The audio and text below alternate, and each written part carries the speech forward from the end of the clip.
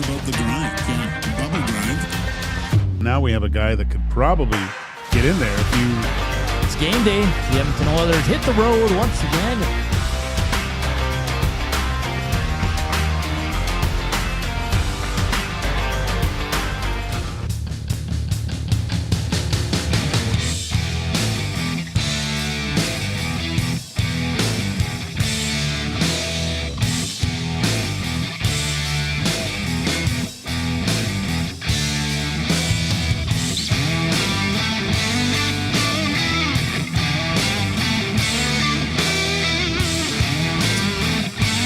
Well, it's game day, nasties. How you feeling out there on a rainy, a little bit cold out there on June 12th? It's game 4, Oilers, Panthers.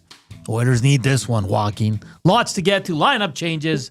Starting goaltender announced, which no one should be surprised by. We got to get to it all. We got a trade in the NHL, Joaquin. I know. Amazing. A great game in the CFL. Our boy Dusty calling it. Bombers host the BC Lions. That's going to be an absolute beauty. I will have it on my phone while the Oilers game is on because I absolutely love the CFL. I think we had the reverse effect on the old KC Thunder. We had Jerry Ramsey. I know. Those damn Pacers just don't go away, man. Holy smokes. That's good, though. Yeah. I mean, I'm a little more, I want OKC to win a little bit more. Like, I like both teams. I'm not really, like, I don't really care. It's a good Canadian contingent in this. 100%, man. It's crazy. It's crazy, but... Is it the Steve Nash effect, or is it the Vince Carter effect, or is it both? Ooh, it's probably both. I'd say both, huh? Because remember yesterday I said Siakam to us is Canadian. Yeah, I know. Yeah, I know. You know what I mean? Yeah, yeah. Every time I see him, I'm like, yeah, this Canadian. Oh, he's not Canadian, but you know what I mean. Yeah, we're more mad at him because we think he's from Toronto than anything else. Yeah. We both watched Titan documentary on Netflix. Fantastic. What a great show. I completely got sucked in. I thought I would just watch like just a little bit. Okay, I know what happens, blah, blah, but sucked completely in for the whole time. Just like we all know what happened, but just to see like how everything could have been avoided. Oh my gosh. It's sad, man. A great job by the documentarians or whatever. Like how they label everyone, like the informer, the engineer. Like it's just I recommend it. I mean, it's long, but it's good. But it doesn't seem long. Like you're fully into it the whole time going, oh my God, like just more tidbits just keep coming and coming and coming. And you're like, oh my gosh. I can't ruin it for anyone because I know probably most people haven't watched it yet. So I watched 3 more episodes of Studio. I finished 7. Oh man, the burrito episode you got to watch. Yeah. Oh, Gager, like the Jeff was sleeping and I was laughing out loud. I was like, oh my God, like it is so funny. Like the what's her name? Not the marketing girl, the other one. Seth Rogen, Sal. The girl from she's Agatha from her and Sal are hilarious, man. Like it is such a good show. Seth Rogen still kind of annoys me. Well, he's supposed to, though. Yeah, I know. That's his role. Yeah. Like, he never knows what to do. He's always freaking out. Oh, the episodes are getting better and better. You ever watch a show where you're like, I'm gonna delay watching the final 3 because you don't want it to end? I hate that. I do that all the time. Yeah, I'm like, oh, this is gonna end soon. I want to time it so season 2 starts. Well, it takes 2 years to get another season now. All right. Hey, if you're listening, it's iHeart, TuneIn Radio apps, EdmontonSports.com. Just slide on over, slam that thumbs up. If you're watching us, it's game day, guys. Come on. We got to have some faith here. We got to be positive that the Oilers will bounce back today in a big game 4, so we should hit 150. We can get close to 200. Even better. So hit us up on the Nasty Chat. Slam that thumbs up. Also, River Korean Box, 780-218-9999. Gager, did you know that Edmonton Sports Talk is presented by Play Alberta? I think you've mentioned this before. All right. You want to get some promo codes? Deposit 20 or more to get a $50 casino bonus using promo code EST Casino. You can also do the same for a $50 free sports bet using promo code EST Sports. CFL action you can bet on. You got the hockey game. You got MLB. So you can sprinkle a little bit. For sure. Sprinkle a little bit. Play Alberta, our presenting sponsor here. Very happy to have them on. It's been absolutely fantastic as we come to you live from the William Huff Studios. All right. Can't delay it anymore, Gager. All right. The nerves are going to increase as we get closer to game time. Let's get to it. Lineup changes for your Edmonton Oilers. Sounds like Nuge is good to go. He was on the ice. Good news. Stecher goes in. Okay. Klingberg out. Out of there. Connor Brown moves to the top line. Corey Berry down to the fourth. Jeff Skinner comes in. Arvidsson out. Stuart Skinner, the confirmed starter. Your lines will be McDavid, Brown, and Nuge. Draisaitl with Kane and Kapanen. Jeff Skinner with Henrique and Frederick. Podkolzin, Mark Perry. Defensively, I think this is a smokescreen. Kulak with Bouchard. Nurse with Stecher. I believe that pairing. Ekholm with Wallman. Thoughts, Joaquin? Okay, so Ekholm with Wallman, Nurse Stecher, Kulak, Bouch. Kulak, and Bouch. Bouch. I mean, Has Kulak played with Bouch lots? so that's why I think it's gonna be Bouchard, Ekholm, Wallman, Kulak. Yeah, I've never seen. I'm trying to think of when they were together. Yeah, that's why I don't think that's gonna stay. I truly don't. Yeah, it's just because Wallman and Kulak were so good for stretches there. You know, I think they can get that back. Who don't? Yeah. And Nurse plays well with Stecher for some weird reason. Stetch is the nurse whisperer. We were talking about this, and even in the morning, I believe they were talking about a Norm McIver, little Normie, with Dave Manson, how he calmed Dave Manson down. You ever watch Wolverine Origins? No. Well, his girlfriend at the time, she had her mutant gift was to calm people down. Like she could influence people. Yeah, and that with through her mind, touch, and things like that. So it was just through touch, I think. So, and that's what she did to Logan to calm him down sometimes. So that's what Stetch. He's an X-Men. He sure is. I think the more you play Kulak, the better. I think all six guys are going to get a ton of minutes. They always do. I just can't see Ekholm Wallman sticking. I think that's a smokescreen. I think we're going to see Ekholm Bouchard to start.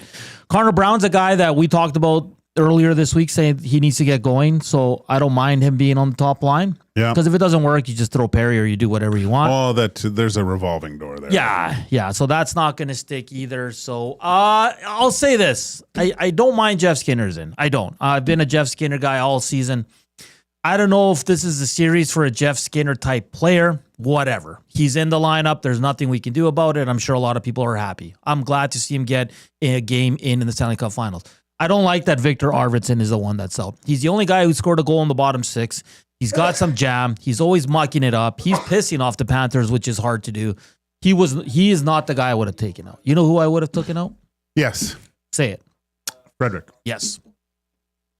I haven't liked Frederick's game at all. Sorry. Do you agree with me or do you disagree with Hernan? No, we've been waiting. But I just don't think you'll see it until next year.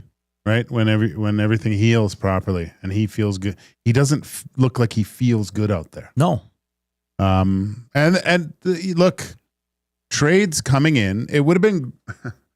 We talked about this before, but I think the issue of not having a lot of actual game like regular season, finding where he is, and the just coming in so late, start of playoffs, didn't give him enough runway to get his game going, and now it's very difficult to do. Frederick's, I think, a really good hockey player, and I'm in the camp where I think the Oilers should look to do something to keep him because he does provide a little bit more grit. And if we were talking about before, if they do decide to move on from Evander Kane, you're missing kind of that element, right? And he provides that. So, but. Look, let's. If you're Trent Frederick, you got to try to find some semblance of your game in these last four of this season. Somehow. Yeah. So, are you okay with making two changes after the last game? Yeah, because usually coaches will do this. Get fresh. The word of the day is fresh legs. Yeah, fresh blood. And you get guys coming in there. Although I'm not sure about Stecher. But there is a little bit of extra motivation by playing in the finals, because in this case, if you do go on to win, your name goes on the cup for sure. I think Skinner met the requirements. I believe there was 41 games he was part of in the regular season. That's what's required to have your name on the cup. Did he play 41 games? I think he did. I'm going to check right now. Check right now. Because it requires half of the games or playing a game in the finals to get your name on the cup. Says Jeff Skinner played 72. Does that sound right? Did he play 72? He only missed 10 games? That doesn't sound right. That doesn't sound right at all. I'm sure. Is it right, Coob? It's got to be. He wasn't scratched for very long. Yeah, he wasn't. Yeah. He sat out quite a bit. And then he'd score and then get taken out. And then he'd score again and then get taken out. I for sure feel like he's been out more than 10 games in the regular season. Seems like it, hey? That's weird. What a weird stat. Well, anyways, get to play in a final game, right? Played in a conference final game, scored a very important goal. Let's see what this guy can do. He's a point per game player. Yeah. In the playoffs. Jeffy Skins. JS, go light it up for 4 games. Yeah. Light it up. Light it up. I'm very confident. Do you want to know why, Joaquin? Please let me know. In their last 9 game 4s, the Oilers are 9-0. 9-0. You have Mr. Game 4. Do you know who that is? I believe that's Mr. Stuart Skinner. All right, Stuart Skinner, 6-0 record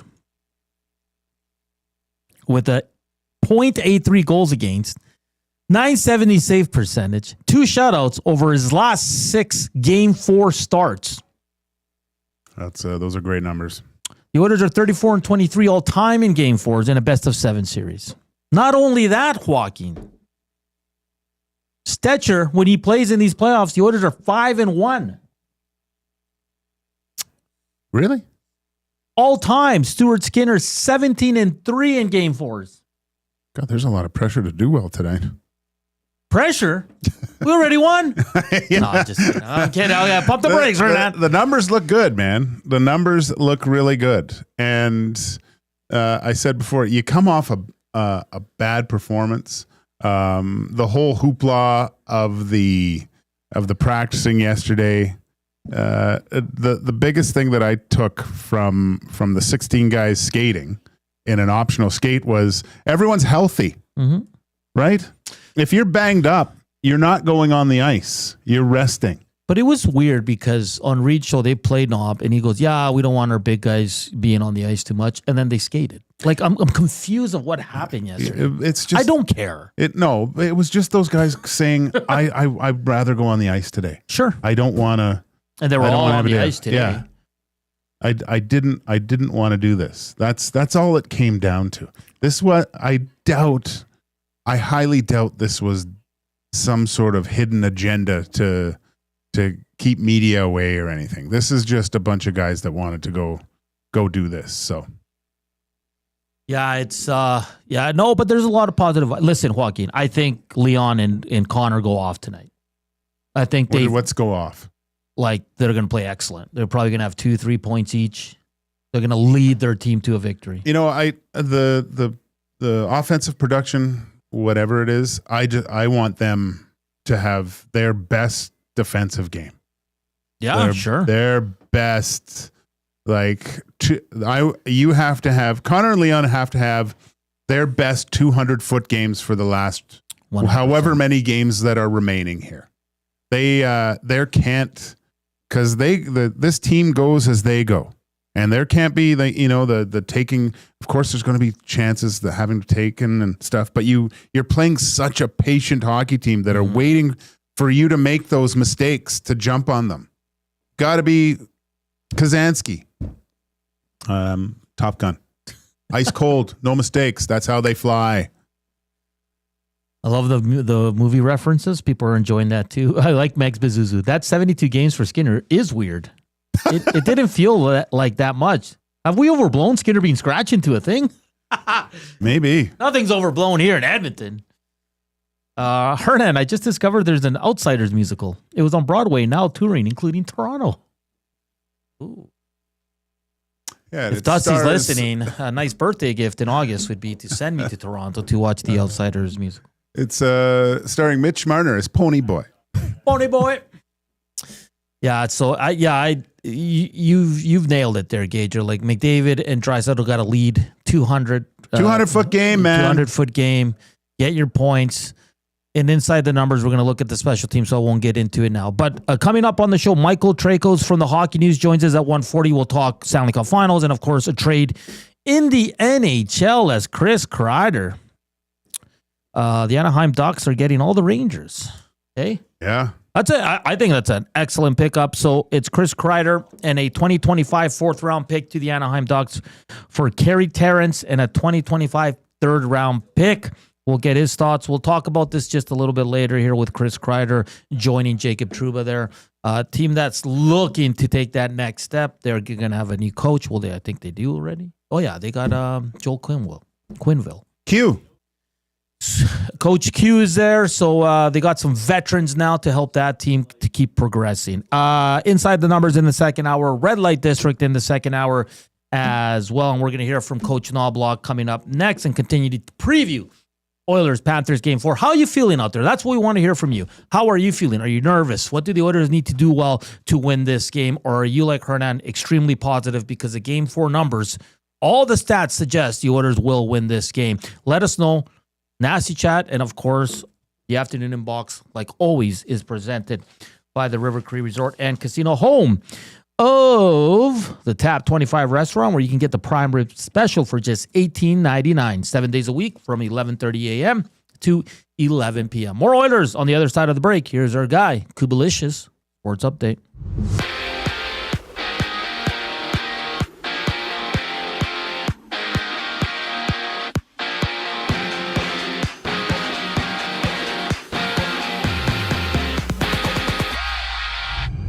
The Oilers have made some changes ahead of Game 4 of the Stanley Cup Final against the Panthers. Troy Stecher, Jeff Skinner make their way to the lineup while John Klingberg and Viktor Arvidsson take a seat.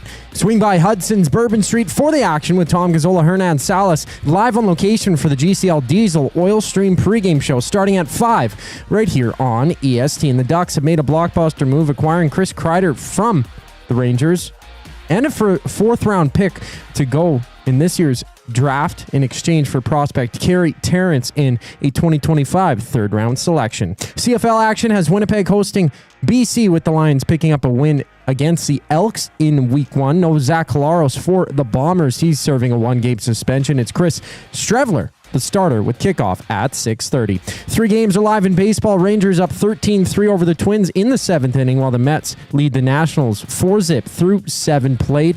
Well, the Giants and Rockies are scoreless in the first. On the links, American J.J. Spawn leads in first place at 4 under at the end of round 1. Canadian Corey Connors is tied for 8th at 1 under through 4 holes played. This sports update is brought to you by Windsor Plywood Leduc, locally owned and operated since 1993. They're more than just plywood. They offer everything from doors and flooring to decking, fencing, and custom millwork. Windsor Plywood Leduc. They're the experts you need to know. More Game 4 preview brings us back on the other side of the break. I'm Zachary Kubish, and you're up to date. Get your fix every single game with the GCL Diesel Oil Stream pregame and postgame shows with Tom Gazzola and Hernan Salas. Whether it's breaking down the starting lineup, predicting key matchups, or diving deep into the game's biggest moments, Tom and Hernan are here to give you the best insight and analysis in the city. After the final horn, get the breakdown of every key moment, performance, and player reactions. It's your one-stop shop for all things game day. Catch the GCL Diesel Oil Stream pregame and postgame shows with Tom Gazzola and Hernan Salas, only on Edmonton Sports Talk, your clear choice for Edmonton sports. Sunday through Thursday, 9 p.m. to close, head to the Banquet and dive into banquet burgers, sushi tacos, nachos, and more. Late night bites, big flavors, and epic deals. The Banquet. Get real. Play hard. Time out, Edmonton. The new Play Alberta app has arrived, and it's here to make your gambling experiences more fun, exciting, and secure. Enjoy the convenience of hundreds of casino games, betting live on your favorite sports teams, and access to lotteries all in one place anywhere in Alberta. Enter code YEG50 to receive a $50 free bet when you make a $5 minimum deposit. That's a $50 free bet for new and existing users using code YEG50. Remember, if you gamble, use your game sense. Since 1952, William Huff has been the heartbeat of Edmonton's advertising world. From humble beginnings to a citywide powerhouse, we've been the go-to for signage from print to design and installation. Partnering with Edmonton's top sports franchises and major events, we've helped shape the city's global reputation. Our secret? Unmatched customer service, decades of experience, and a passion for excellence we call the William Huff Advantage. Visit us online at williamhuff.com. Keep your team jersey and rally towel close by and help bring the championship home. For all your other treasures, store them with Sentinel Storage. Store Canadian. Try 4 weeks free at sentinelstorage.ca. Proud partner of the Edmonton Oilers.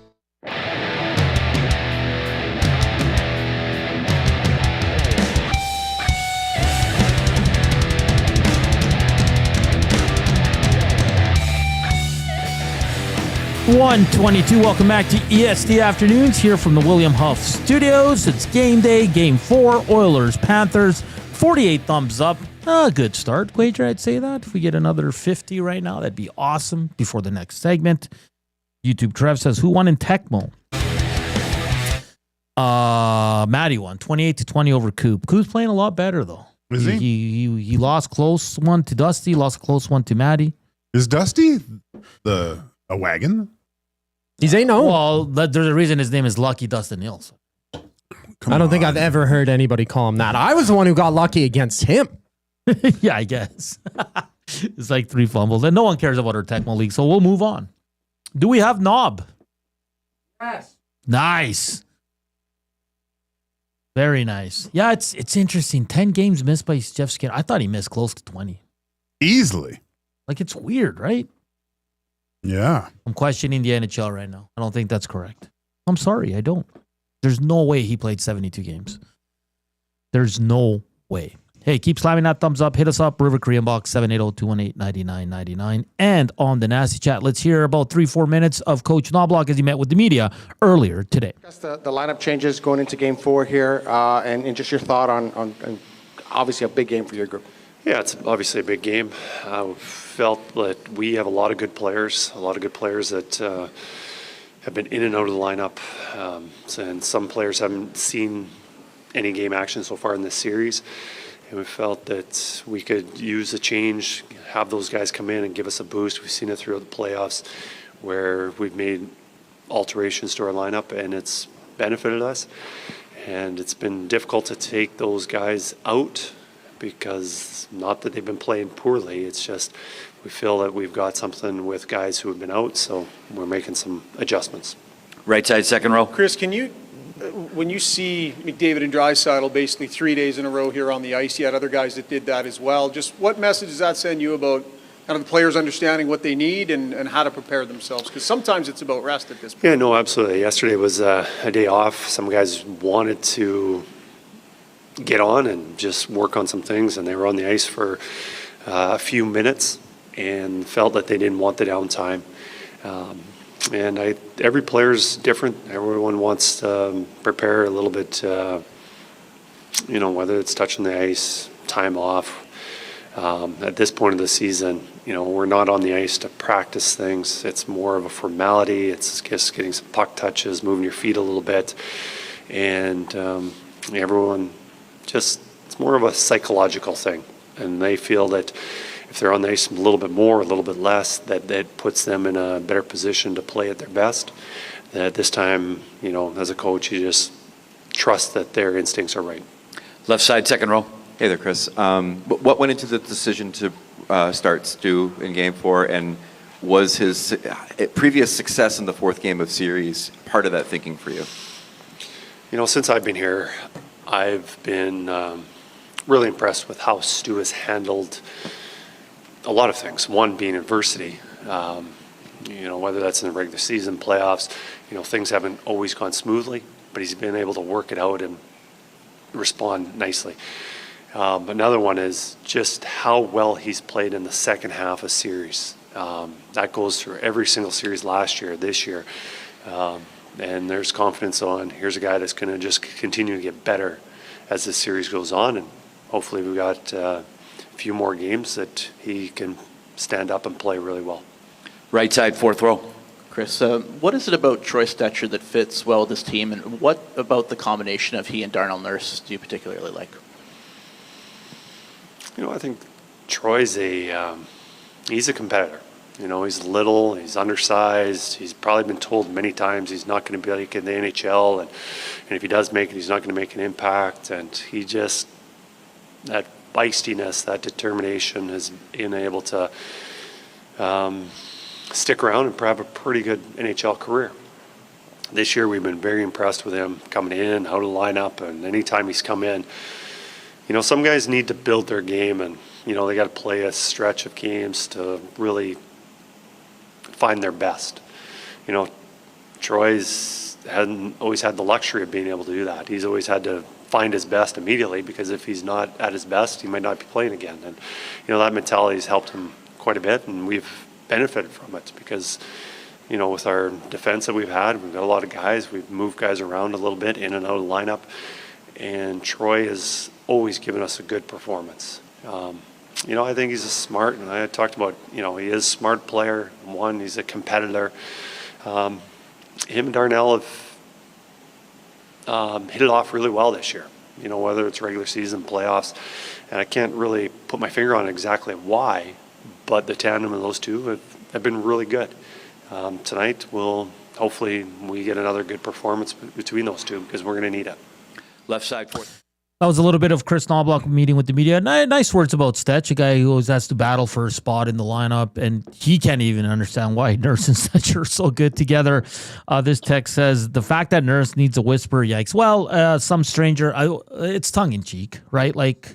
There's something to it, but let's not forget, Darnell Nurse was really good in the regular season, and he played with everyone. Yeah. Every single guy they tried with Nurse, and he played well. In the playoffs, he's been up and down. I'd say a lot more good than bad with Darnell Nurse, but I don't think he needs Stecher to play well. The only partner you don't want to see with Darnell Nurse is Evan Bouge, because that pairing struggles. It's just it is.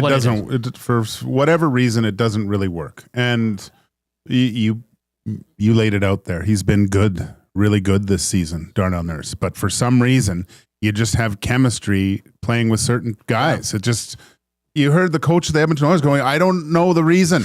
They just do. This is a coach in the NHL, but they just do. Yeah. So deal with it. Yeah, and I made a mistake. Stuart Skinner, the stat I threw out, 17-3. It's not just game 4. Sorry, I misspoke there. It's games 47. He's 17-3. 922 save percent. That's still hell of impressive. That's pretty. He loses 3 games, guys. In games 47 out of 20. Awesome. That's outstanding. So I know a gentleman put it on the nasty chat. I just can't find it right now. But thank you. Yes, I misspoke there. That was my bad. My bad. Quickly on the trade, Chris Kreider to the Ducks, another veteran guy. It seems like he fell out of a little bit of favor there in New York last year. Rumblings. Everything went wrong in New York last year after the Oilers trounced them here. You remember that? And then they went on a long losing streak or winless streak. Jacob Trouba heads there. Now Chris Kreider goes there for a pick and a prospect. I like it for Anaheim. Veteran guy who can score, play on your power play.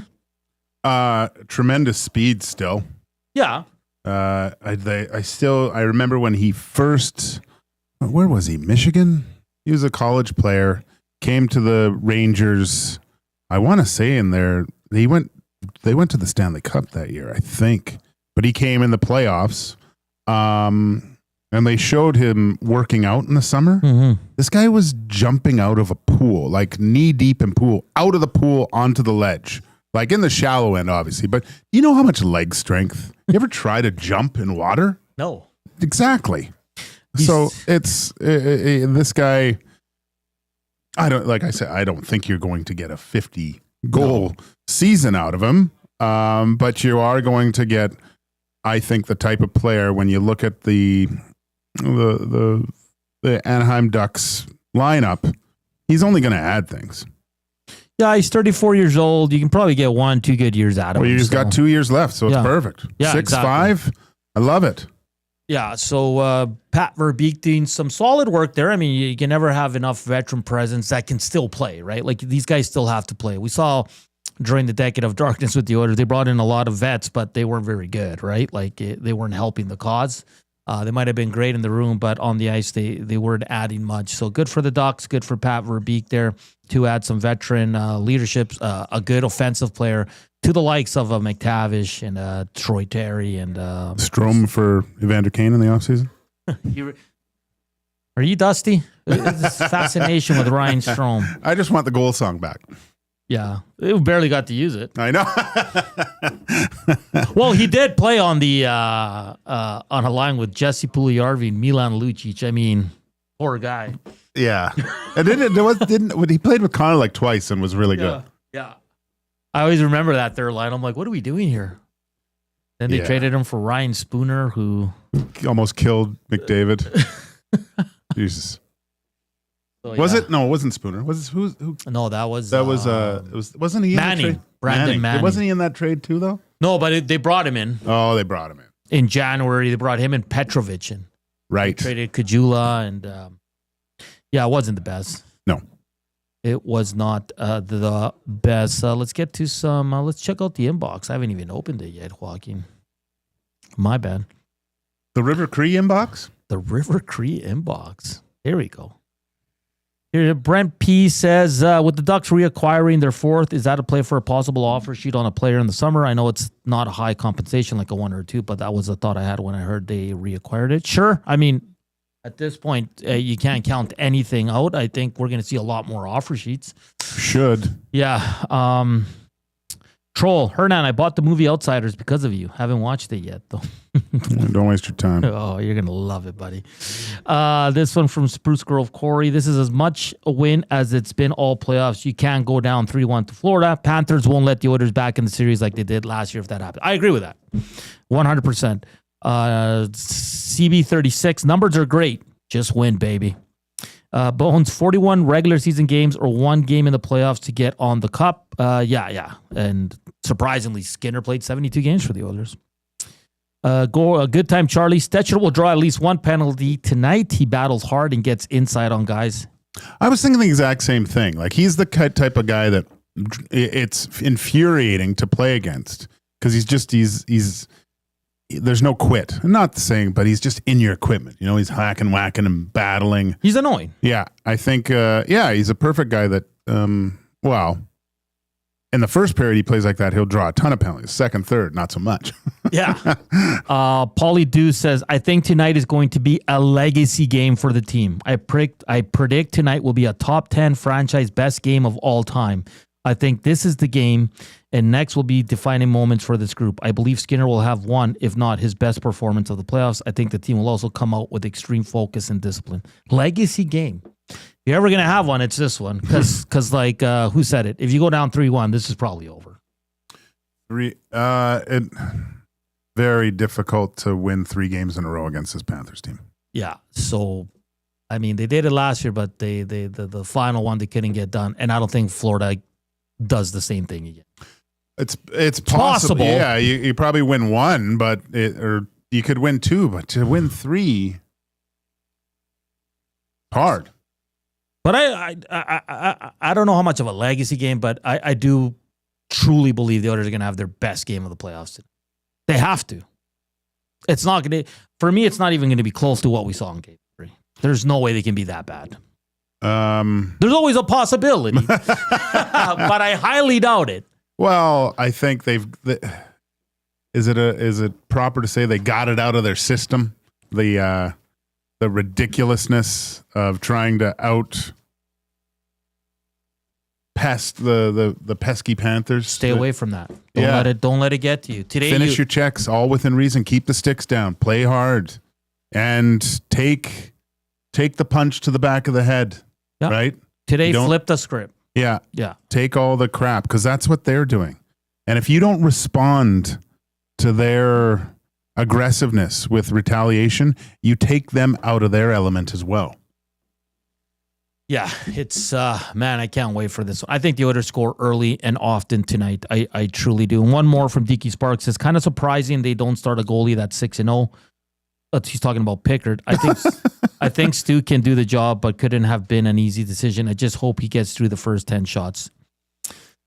Listen, yes, 6-0. I get it, guys, but we have to be fair here in our analysis. We got to put context into it.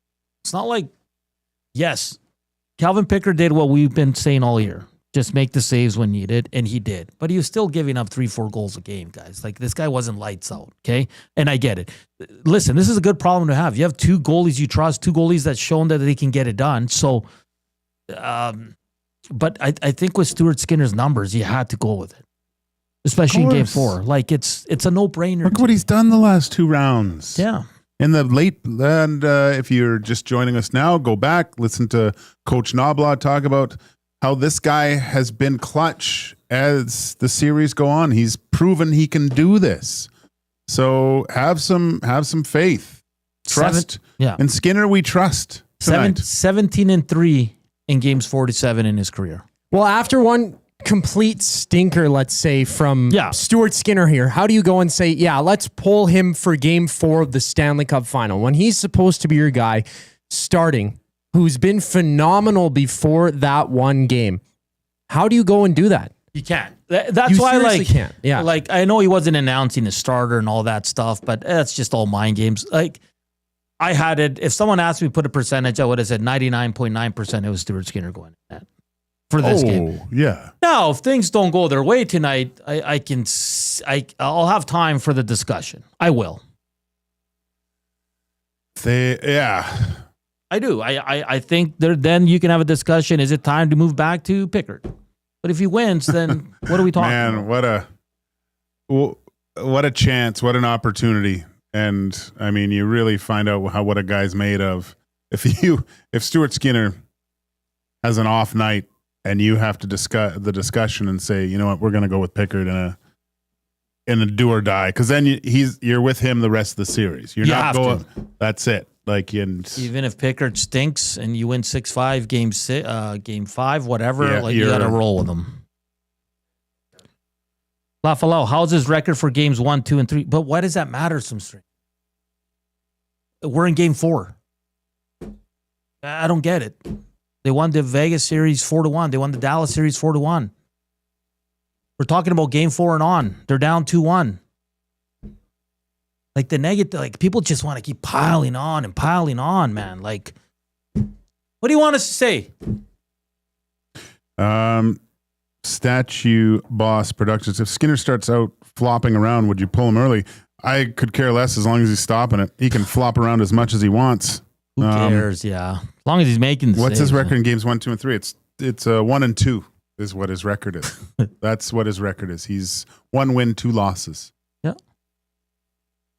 I mean, just trying to find something. It's just crap on Skinner. It's getting old. I said this and it's the not other day. his record. It's the team's record. The team didn't play very well in front of him either, and he's not a goalie who's going to take over the game. You're not going to be a Sergei Bobrovsky. He gets paid the money to do that, to show up in those big moments and actually make phenomenal stops. Stuart Skinner is capable of that in small stretches. Yes, he very much is, but you need the team to play in front of him, defensively sound, and that's not what the team got in game number 3. He's a part of it, Coop, and glad you brought that up. He's a part of it. Every player stunk out the joint in game 3. Every single player. Goalie needed to be better. The defenseman needed to be better. The top stars had to be better.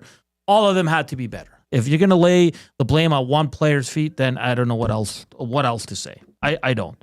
Portions of this hour brought to you by the Canadian Brew House. Make your birthday legendary at the CBH. Epic food, killer drinks, and a vibe you can't beat. Book your party now. The Canadian Brew House. Our house is your house. All right, guys. Coming up next, Michael Traikos from the Hockey News joins us here. We'll talk Stanley Cup Finals.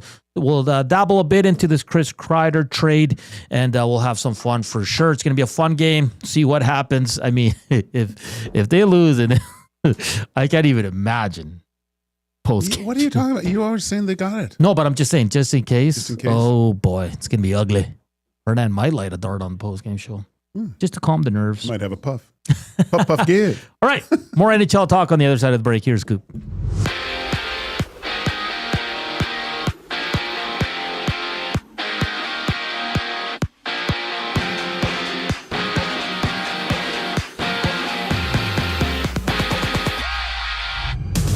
Stuart Skinner starts for the Oilers tonight in Game 4 against the Panthers. Edmonton down 2-1 in the series. They change out John Klingberg and Viktor Arvidsson in favor of Troy Stecher and Jeff Skinner. Join Tom Gazzola and Hernan Salas live from Hudson's Bourbon Street for the GCL Diesel Oil Stream pregame show with coverage starting at 5 only on EST. From Anaheim, the Ducks have acquired Chris Kreider and a 2025 4th-round pick from the Rangers in exchange for Carey Terrance and a 3rd-round pick for this season.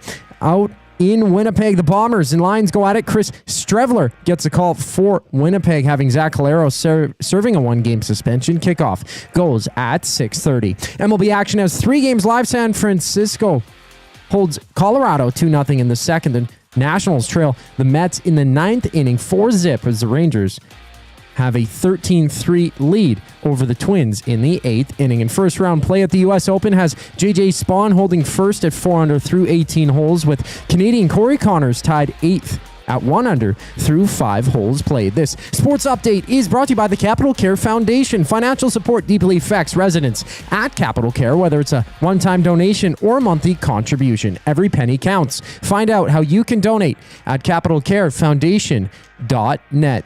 Michael Traikos from the Hockey News connects with Hernan Salas and Joaquin Gage after the break. I'm Zachary Kubish, keeping you in the loop. The EST Hangout. So the last 10 games the Oilers and Panthers have played between this series and the last Cup Final, whoever scores the first goal in every game wins. So you think Daryl needs to go in there and put a truckload of money and say, whoever gets the first goal, 50 sheets? Yeah. Damn. That's motivation. Damn. I wonder how many passes there would be, though. 0 passes. The EST Hangout, presented by Sentinel Storage. Weekday mornings 9 to 11, only on Edmonton Sports Talk, your clear choice for Edmonton sports. River Cree Resort and Casino proudly presents Ian Munsick. July 5th, live in the venue. Country fans, you don't want to miss an evening with Ian Munsick, a stampeding, spirited celebration of romance, ranch life, family, and forever young fun. Tickets on sale now at rivercreeresort.com. River Cree Resort and Casino. Excitement. Bet on it. Hey Edmonton, ready to take advantage of lower rates and better pricing? South Fort Chevrolet in Fort Saskatchewan has you covered. From rugged trucks to sleek SUVs. And with over 40 years in business, you can trust that you're getting the best deal on your new ride. As the proud title sponsor of the Nielsen Show, EST listeners can drive a little to save a lot with South Fort Chevrolet's transparent pricing and down-to-earth sales team. Visit us today in Fort Saskatchewan or online at southfortchev.com. Looking for quality building materials and friendly advice? Visit us at Windsor Plywood Leduc, family owned and locally run since 1993. From interior materials for doors, flooring, baseboards, and all the finishing touches to all you need for your outdoor projects like cedar lumber for decks and fences, plus all the plywood you'd need. Our full-time on-staff carpenter can help with anything odd-sized or custom, and from domestic hardwoods to exotic selections, we've got you covered. And if we don't have it, we'll track it down for you. Windsor Plywood Leduc. We're the experts you need to know.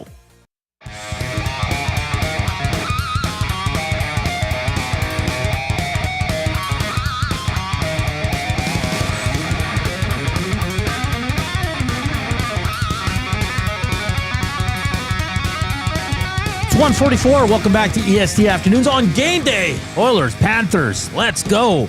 Reminder at 3 o'clock. Once we're done, it's Reed Wilkins, Jay Milne. They got an awesome guest for you coming up, a former Edmonton Oiler. I'll let them tell you. I won't spoil it. They'll be on from 3 to 5. And then, of course, Tom Gazzola and myself will be live from Hudson's West Edmonton Mall for the pregame show. We'll be joined by, of course, the one and only Matt Cassian as we tee up Game 4. A big one here for the Edmonton Oilers, a game they must have. And to talk all things Stanley Cup Finals and the trade we saw in the NHL today, we're joined by Michael Traikos from the Hockey News. Michael, how you doing? Doing all right. You guys holding up over there? I hear you guys were on pins and needles heading into this game. Oh, if you could only... Swords and spears.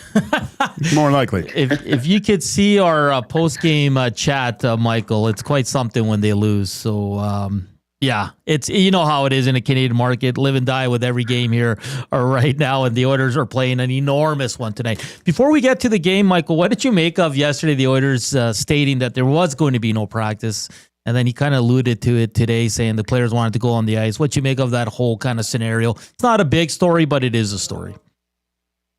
Yeah, I guess at this time of year, like I'm always shocked when teams are practicing. I cover not just the NHL but World Juniors, and I remember the outcry when the World Junior team decided not to practice, and then people point to that as to, okay, do they lose because they didn't practice? Yeah, these boys are tired. So I understand that you make such a big deal over whether or not guys are practicing or not, especially at this time of year. But yeah, I think it's a much ado about nothing, to be honest.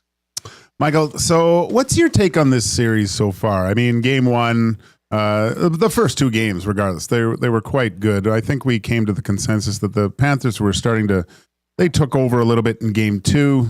Good push by the Oilers in the overtime, but I mean, last game it was pure Panthers hockey, just getting under the skin of the Edmonton Oilers. Who do you think has the advantage going into this game four? I mean, some of the numbers show Oilers have a lot of success, but you also have a team with a little bit of a momentum going into game four at home for the Florida Panthers.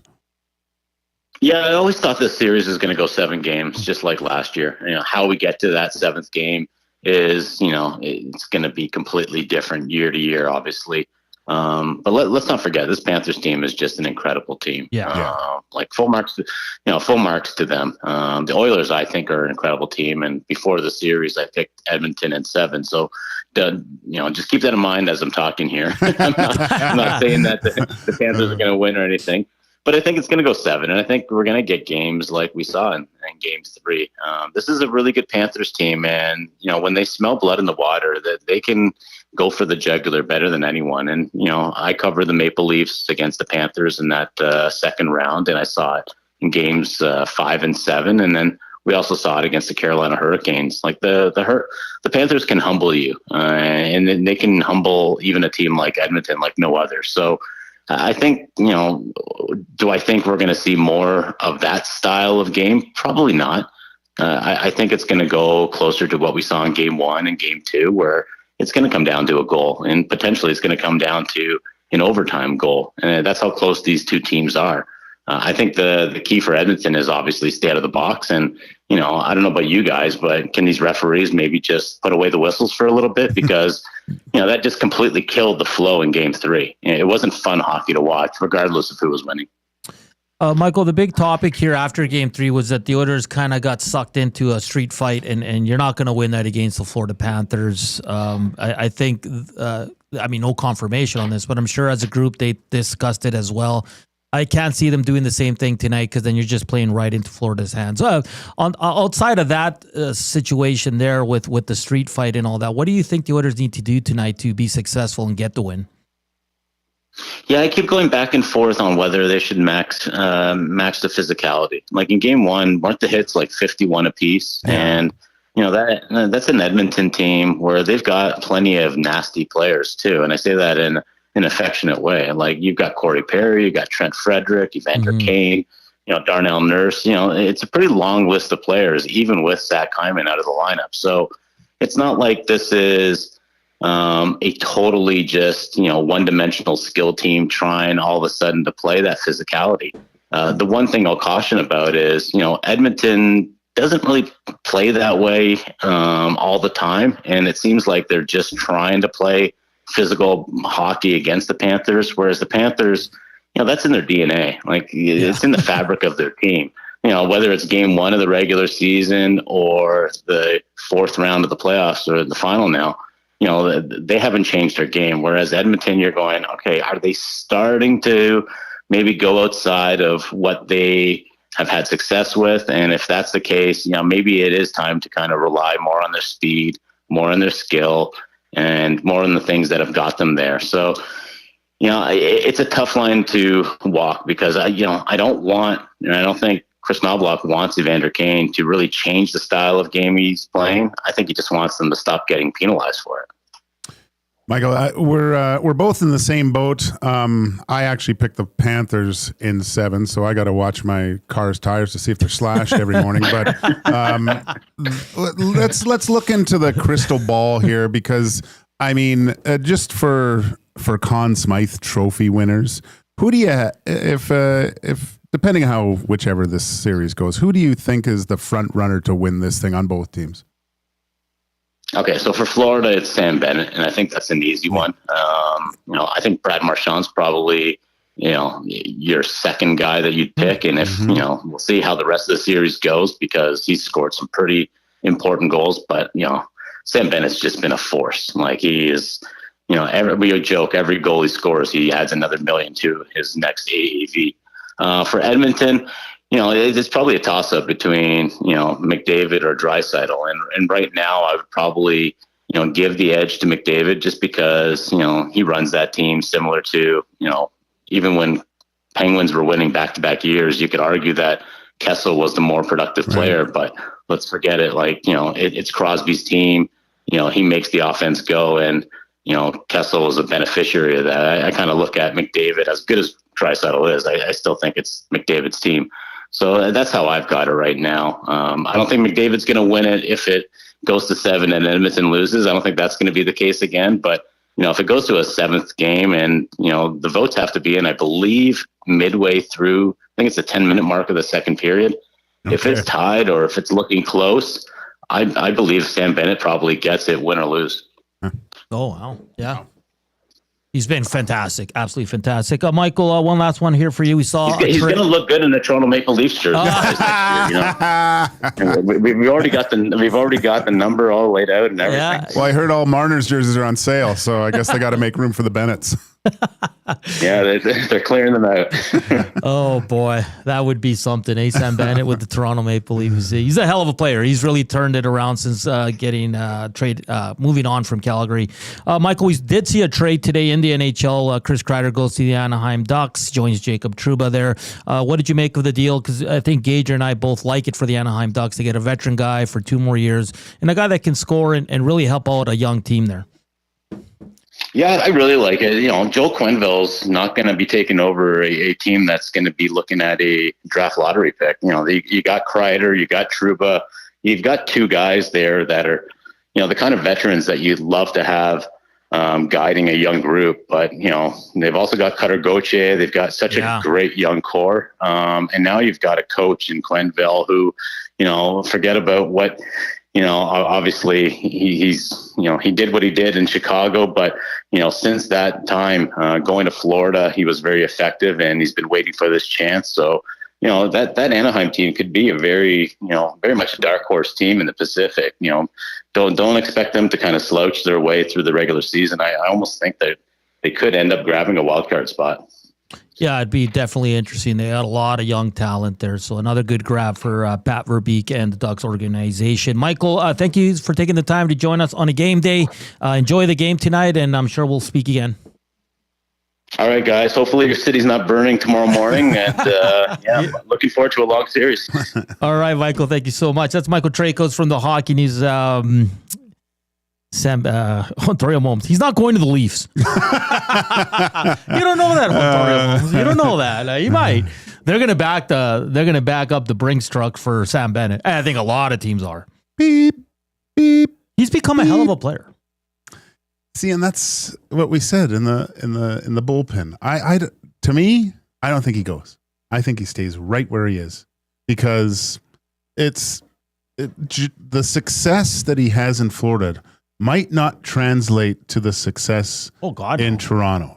The way that that team plays, if whatever, let's just say Austin Matthews, he's playing with Austin Matthews and Mitch or Nylander. Let's just say, those guys, they don't play the same way as when he plays with Tkachuk or there's a.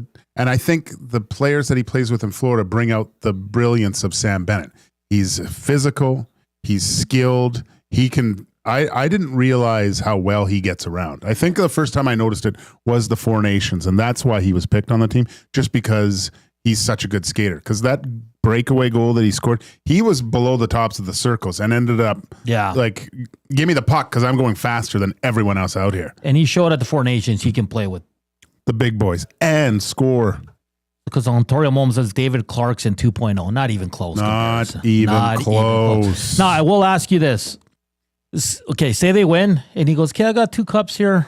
We're probably not going to keep going to the final. We might here and there. Does he want to say, you know what? I'm going to try to go, say, Toronto or wherever, and try to win another cup with another team. On the flip side, if he loses, does he say, okay, we've been to 3 straight cup finals. Should I move on and see if I can get there with another team? Right? Like it's so do you think however this goes for Sam Bennett, do you think winning or losing influences his decision of staying or leaving? I don't know because if he wins, he's got 2 cups. They've been to 3 straight finals. It's very hard to get to a 4.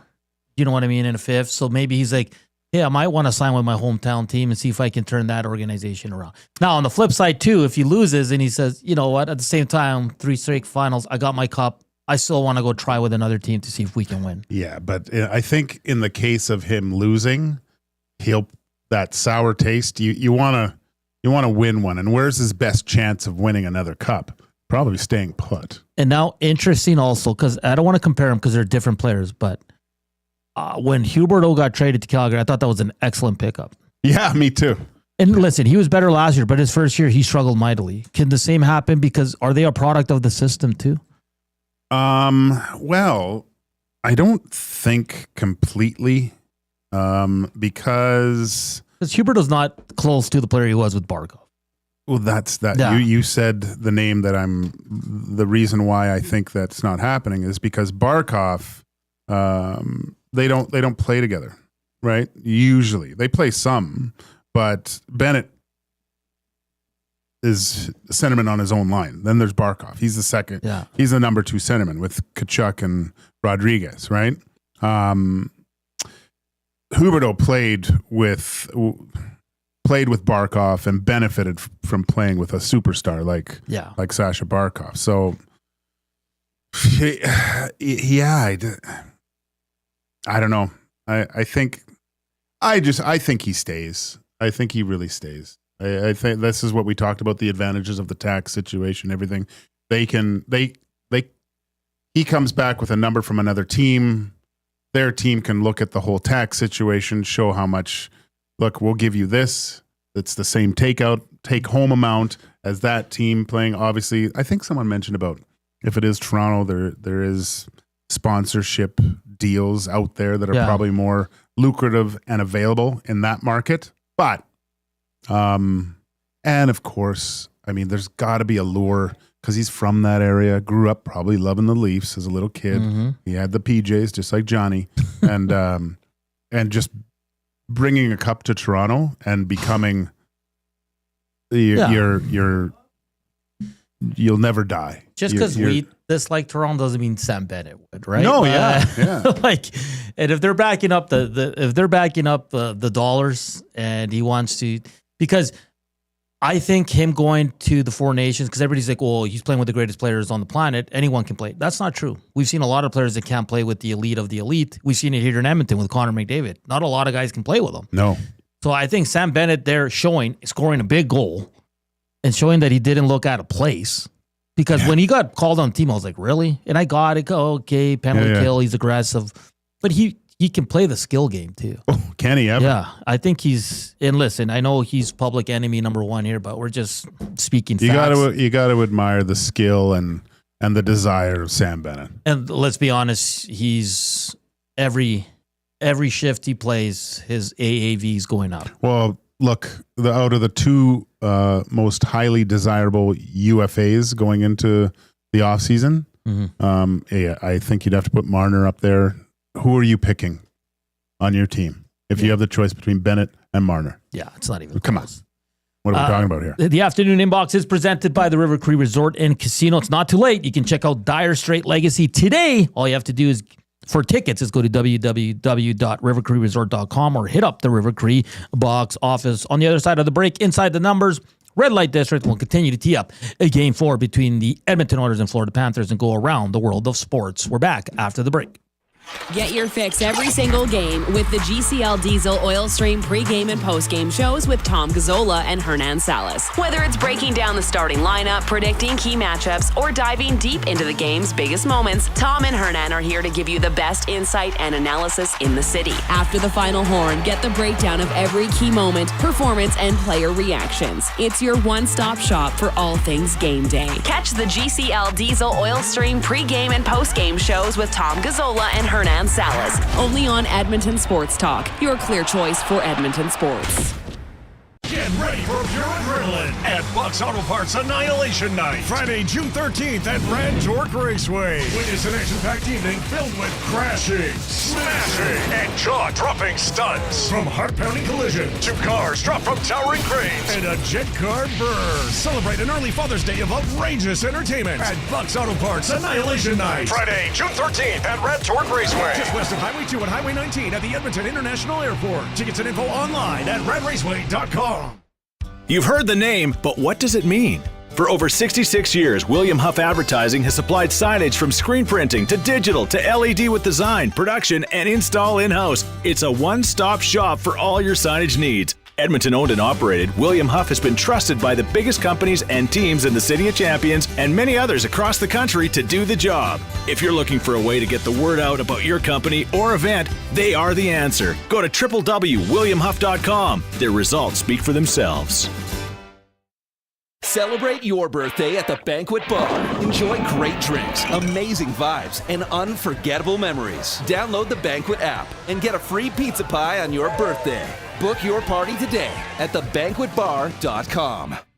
Looking for a winning strategy for your retirement? Contact me, Joaquin Gage at K4 Financial, where expertise meets dedication. I will always look for a careful approach to your retirement, ensuring your financial future is secure. From tailored strategies to clear, actionable advice, I'm here to guide you every step of the way. Don't leave your future to chance. Get in touch with me, Joaquin Gage, today at k4financial.ca or email joaquin.gage@k4financial.ca to start planning for a brighter future and a more secure retirement.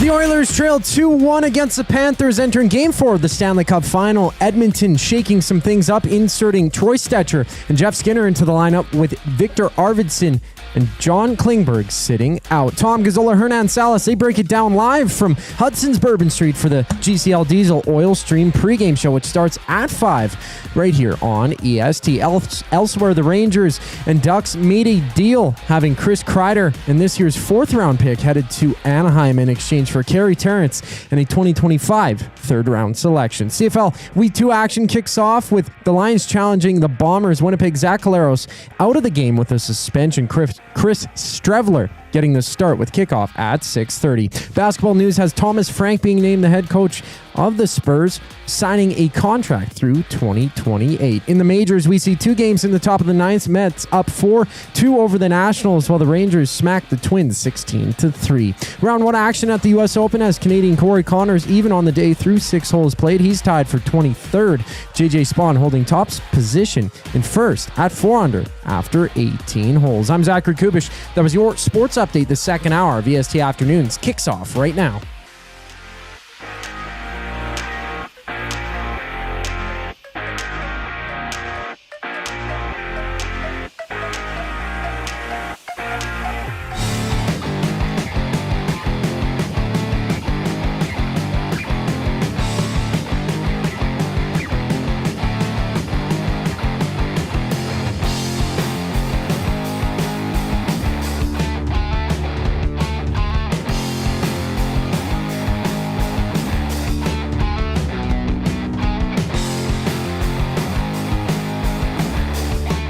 Hey, it's hour 2 here on EST Afternoons on game day. It's Joaquin Gage, Zach Kubish, Hernan Salas. A fun hour teeing up the game, the lineup changes, all that fun stuff. Some Sam Bennett discussion. Michael Traikos from the Hockey News was excellent as well. Like always, hit us up on the Nasty Chat. Slam that thumbs up. Only at 68, and we got 218 watching.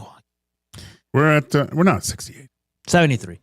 If 100 of you slam that thumbs up right now, we're done. And you won't have to hear Hernan say anything more about the damn thumbs up. River Korean Box 780-218-9999. Coming up at 220 Red Light District with our guy Joaquin. And we're going to do some breaking some numbers for inside the numbers for Play Alberta. Play Alberta is your home for online gaming excitement featuring casino games, live dealer action, lottery, instant, and sports betting. Now with the new Play Alberta app, you can take the fun with you anywhere. Download the app or sign up today at playalberta.ca. And if you're listening, of course, we appreciate it. It's iHeart, TuneIn, radio apps, EdmontonSportsTalk.com.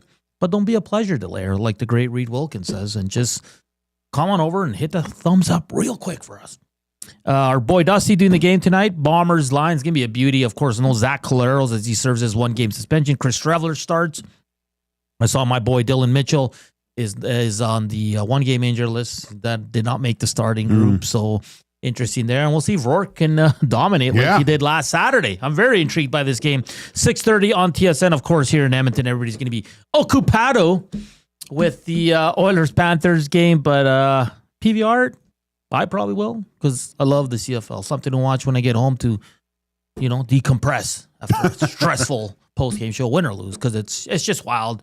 And Tom is going to be live down at Hudson's West Edmonton Mall for the pregame show 5 to 6. Reed Wilkins, Jay Milne from 3 to 5. I'll be down on location with Tom for the pregame show while our good buddy Coop produces pregame show. Joaquin. Yes. We said the Oilers to win this game, they can't get into a street fight again, right? We did. Okay. Power play so far for the Oilers, they've had 14. You know how many goals they've scored on the power play? 3. Oh, look at you. 3 for 14. That's got to improve. That has to improve. Florida Panthers have had 17 power plays. Now, they got a lot towards the end of game 3. They had 11. Yeah. They've scored 5 goals, which is it's not much better. No. They scored 3 in game 3. So the Oilers pretty much 12 of 17 on the PK. Bit of an improvement. Overall, for the Edmonton Oilers, their power play is 26.8%. Their penalty kill is 67.2. It's going to stay around there, guys. We got 4 games left, potentially. So power play for the Florida's making their way up, 24.7 now. But their PK is 86.5. For me, tonight, the Oilers have to win the special teams battle. Yeah. Yeah. But how do you win that? Part of it, winning it is A, not taking any penalties, right? And B, the power play has to start becoming, for these latter part of this series, the power play has to be part of your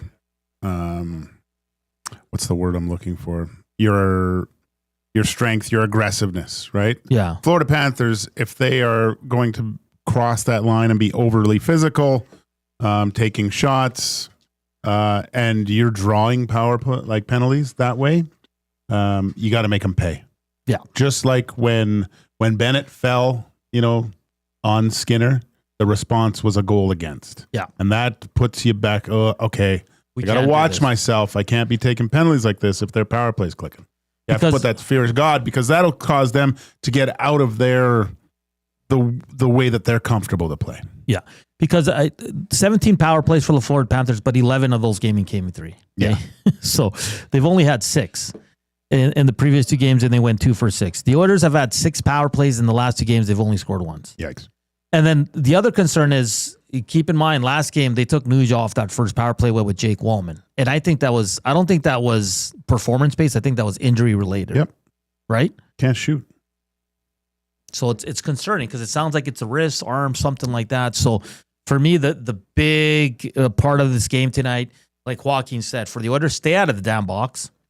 Don't give them early power plays like you have lately in the last 2 games. And for the Oilers, when you get a power play, everything on net, stop trying to be cute. Pucks on net, McDavid, do your thing. But, Bouchard, if you have the opportunity to shoot from the point, same with Draisaitl, just get the puck to the net and capitalize on your chances, because what we've seen is a lot of penalties in the first, and then it slows down completely. Do you think the refs are going to adjust? No, because I have no faith in the refs.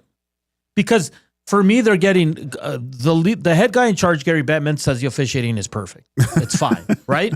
So how can you? Who's in charge of the referees, of the officials in the NHL? Talk about someone who could do no wrong. Yeah, is he addressing his refs and saying, guys, like, is he giving constructive criticism to his refs? I highly doubt that because they do the same crap every game, man. Well, I think, yeah. I mean, I've done my spiel on refs, but I really think that the refs have been influenced by this series in games 1 and 2 and 3 now.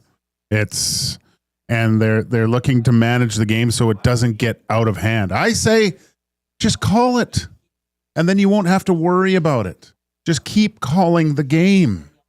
Don't go looking in the first period because it's overly physical. I got to call a penalty here. These guys are going nuts. Like, because you're setting the standard, and then in the second period you go away from it. You allow everything. It makes no sense. I mean, you heard Traikos say it. He thought that the refs ruined Game 3, and this is for both teams. Like, you're calling too many penalties, and it was advantageous for one, not so much on the other. And though I'm just not saying the Oilers didn't deserve a lot of these, but I mean, come on, the Kane cross check. You gotta and it's a little bit of embellishment, right? Just call the game throughout. Call the game throughout, and then you're good. Yeah, I agree. So I think special teams is a huge part of tonight's game. I think it's enormous. I'm intrigued to see if the first power play the Oilers get if Nuge is on there, Jake Wallman. I want to see what happens there. I think you'll see Jeff Skinner there. Because Jake Wallman came in and they scored the goal. Oh, he's got a big, heavy shot, too. He's got a wicked. Him and Bouchard, two top shots for sure. What's going on right now? It's either they're it's either they're right at the hole, like, and almost put it in, or they're flubbing it out of the rough. Like, it's crazy. Unreal. 89 thumbs up. Come on, let's get to 150. We're running out of time. We get to 150. It's as close as a guarantee the Oilers are going to win tonight. If you haven't given your thumbs up and you don't laugh at the red light district, then if you don't laugh, you don't have to give it some. But if you snicker or smile, you have to go in and give it a thumbs up. A little bit of a teaser. Little bit of a teaser there for red light district that's coming up in about 7 minutes time. What say you, Nasties? Let us know. River Korean Box 780-218-9999 or on the Nasty Chat. What part of the Oilers game are you looking at that's going to be key for a win tonight? I mean, there's a lot of good options. The bottom six scoring. How about the two top dogs? They got to get going here. They got to bounce back. Special teams is a huge one. Don't get into a street fight. That's the part I'm most intrigued about is how the Oilers handle all this rough stuff. But they play rough too. They can play rough. Yeah. But again, get in there. Like Bobrovsky covers up the puck. Make sure you go in there and stop. Let someone push you out. Take the punch to the head. You don't have to retaliate, but just get them teetering like they did to you the game before. That's how the Oilers are successful in those dark arts moments, I think. Yeah, you can't do what you did last game or it's going to be possibly the same result. You have to keep your composure. And a lot of the penalties the Oilers take, sure, they're penalties, 100%. Same with Florida. The refs are bad both ways. Oilers didn't lose because of the refs. Let's just be clear on that before we get called out. But the officiating has been awful throughout the playoffs. In every series, for every team, I think everybody's complaining about it. And until the big guy up there notices that they need to improve and stop game managing these finals and these playoffs, you can't go from 8 penalties in opening 20 and in the middle frame have 1 at the end of the period. You either set the standard or you don't, because you're setting the standard in the first and then you're letting everything you called in the first, it's okay in the second. And then in the third, you're not calling anything. Yeah. Unless things get out of hand like they did in a 6-1 game, right? Because if it's 2-2 in the third, you're not calling anything. You go to overtime, you're not calling anything unless it's a puck out of play or an obvious high stick. That's the reality of the situation right now with these damn officials. looks like we have some Florida fans again. They really got the nasty chat riled up yesterday for sure. 105 now. Awesome. You guys are awesome. Gager, what are you doing for the game tonight? I might go to Hudson's real quick. Really? Yeah. Interesting. Very interesting. Check you out.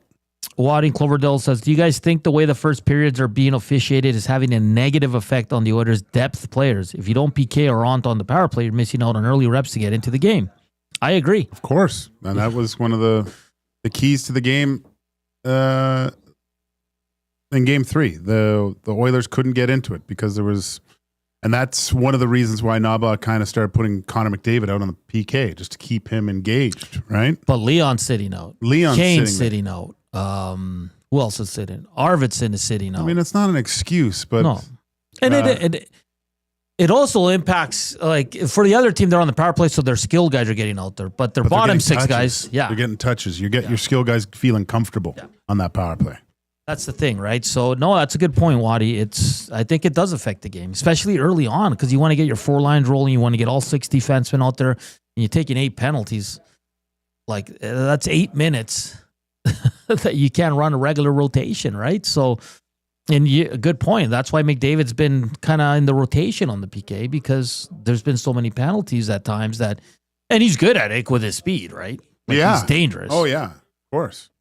But you're not seeing Draisaitl out there a lot, so it's definitely impacting the game. All right, we're going to get out here. We're going to return with your favorite segment of the week. It's the Red Light District with our guy Joaquin Gage coming up. And then we have, of course, final segment. We'll talk some food.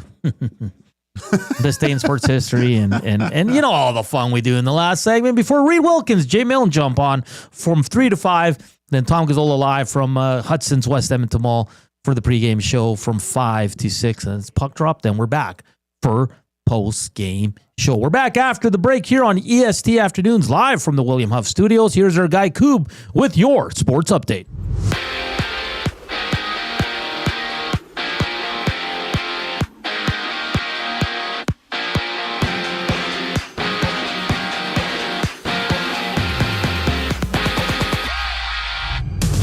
The Oilers have made some lineup changes ahead of Game 4 of the Stanley Cup Final against the Panthers. Troy Stecher and Jeff Skinner make their way back to the lineup with John Klingberg and Viktor Arvidsson being the odd man out.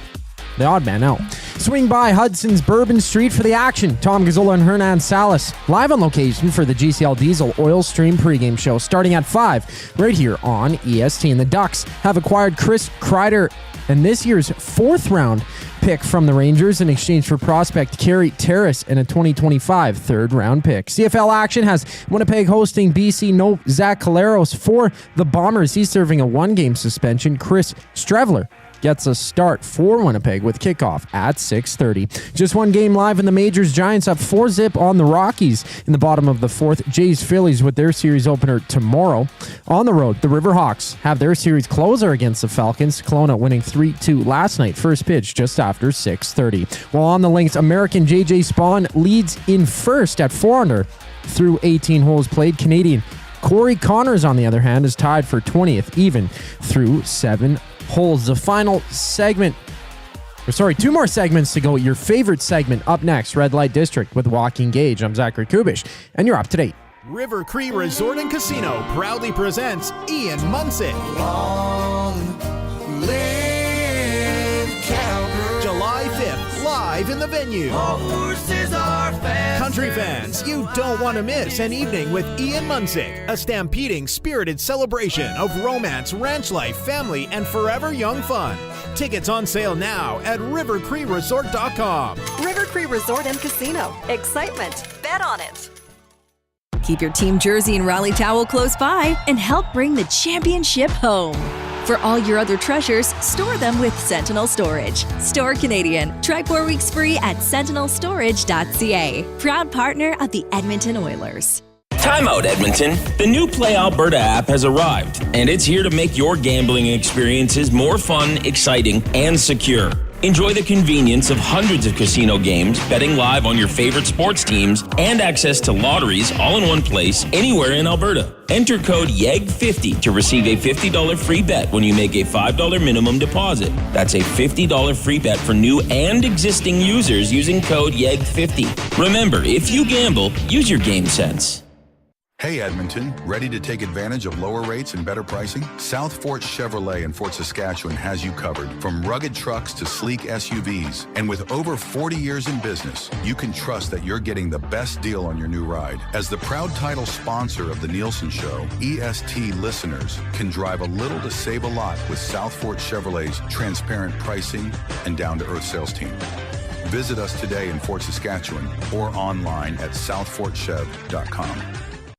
Strike up some fun at the Banquet Bar. Bowling, drinks, and a great time with friends where the good times roll.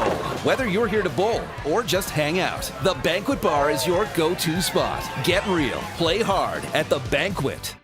Got some gently used furniture or home goods that need a new home? Find Edmonton is here to help. Every month we furnish over 100 homes to those transitioning out of homelessness, and we need your gently used furniture and home goods. Drop off at 5120 122nd Street or call for free local pickup. Just visit findedmonton.com to learn how your donations can help create a home for someone in need. Plus shop our thrift store, in-store or online, with proceeds benefit those moving out of homelessness through housing supports. Visit us at findedmonton.com. Find Edmonton, supporting our community one home at a time.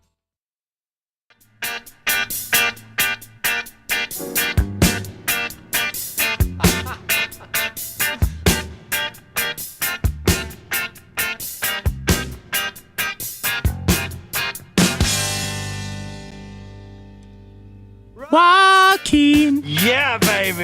Yeah. You don't have to put on the red light. Those days are over. You don't have to sell your body to the night. Yeah, yeah. Joaquin. You don't have to wear that dress tonight. Finishing up a heater. Walk the streets for money. You don't care if it's wrong or if it's right. Joaquin. This is like an anaconda taking down a pig. Joaquin. Yeah, yeah. Joaquin. Joaquin. Joaquin. Joaquin. Joaquin. 2:23. Welcome back to EST Afternoons on Oilers Game Day. Game 4. Oilers Panthers. Oilers need this one. How you feeling out there, Nasties? All the nerves as we get closer and closer to game time. 2:23. It's time for your favorite segment of the week. It's the Red Light District. Brought to you by no one. If you'd like to. Hernan, Joaquin at EdmontonSportsTalk.com. Joaquin, take it away, my friend. In lieu of everything, you know, the tension in the city right now, everyone on edge, on pikes and swords, like I mentioned before. Yeah. I just a little levity, a little retreat from today's grind, and hoping that the Oilers can tie this thing up. So, what did I do today, Hernan? You have no idea what I did because I didn't tell you yet. You ate a hot dog. I ate a couple of hot dogs. I did that. But I also thought about, you know, like what we do around here. Everyone's quite good at their job. But I thought, what would we be doing if we weren't doing this? So I put together what I thought everyone else at the studio, all the people that work here, if they weren't at EST working, what other professions that we would see them in. Oh boy.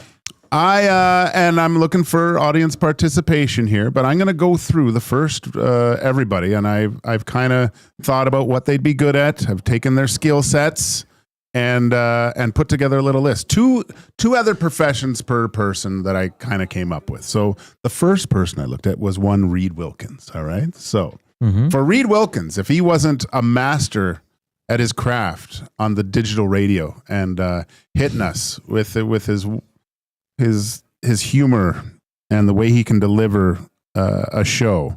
I believe his first job that you would see Reed in, if he wasn't doing this, is a professional dungeon master. First of all, his love of board games. I could see Reed having a lair somewhere down in his basement and taking people through their dungeons experience and through the layers and levels of the Seven Kingdoms or whatever have you.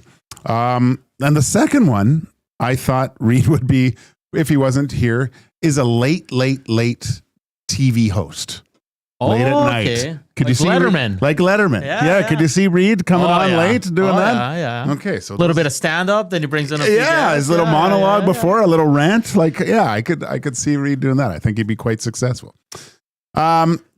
Second one, I went to Dustin Nielsen. So this one's tough because he's a man of many talents. But then again, I go back to what started everything.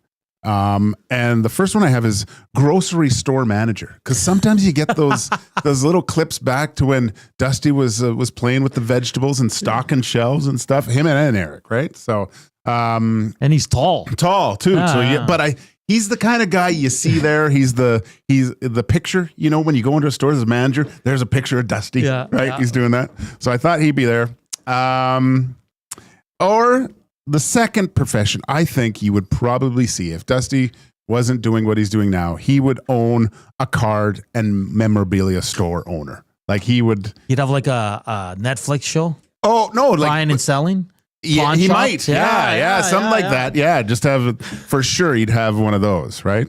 The next person I went to was Hernan Salas. Oh, that's you. I'm intrigued. Okay, so. And I know you've already done this, but I kind of put this in, and it's kind of Chilean freedom fighter / revolutionary. We know that's part of your history, so I put that in there. But I think the next one is kind of what you would do, and I have CFL assistant offensive coordinator. You always talk about the CFL. Your in-depth knowledge. You've been on the sidelines before. I think there's something there for you in the CFL. Buddy. And I'm really good at Madden calling games. Exactly. I like that one. Okay, all right. Assistant OC. Elks, are you listening? Now, I got Trevor Party Boy. I don't know his last name, so I just call him Party Boy. Trevor Graham Party. Yeah, I know. Whatever. Who cares? It's YouTube Trev. So going back, I never saw him sling the glass, but obviously professional bartender. Yeah. We saw how he gets done up, but I think he's at a bar like a classy hotel bar where he's wearing a tie, he's shaking and stirring and stuff. Nice stash. Yeah, there's wax in it, and he's finding future women in there, right? Yeah. I also thought that he would be quite successful OnlyFans model. I don't know what parts of the body, maybe hands and feet, but I think there's something in there for Trev. Definitely not his legs. No, not the legs. Not the legs. Let's move on, shall we? To Jay Milne. Oh. Okay, so Jay, country boy, like he has a few acres. He shows us pictures of his lawn, all manicured out there. I find that, and horses, right? His great lawn, though. Great lawn. Yeah. But I think an equestrian manager. So, when the horse shows and stuff, he's in there with his 3-piece suit, walking around, probably a top hat and dealing with all the horses. Yeah.